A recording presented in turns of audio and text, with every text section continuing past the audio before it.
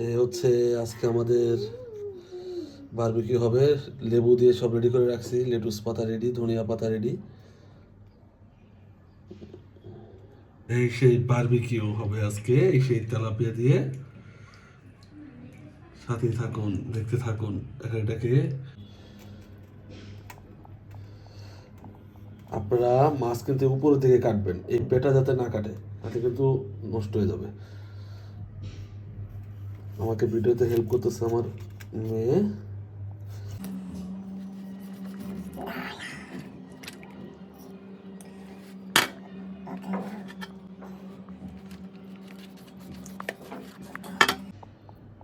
এইভাবে মাছটা ফেলে নিতে হবে। এই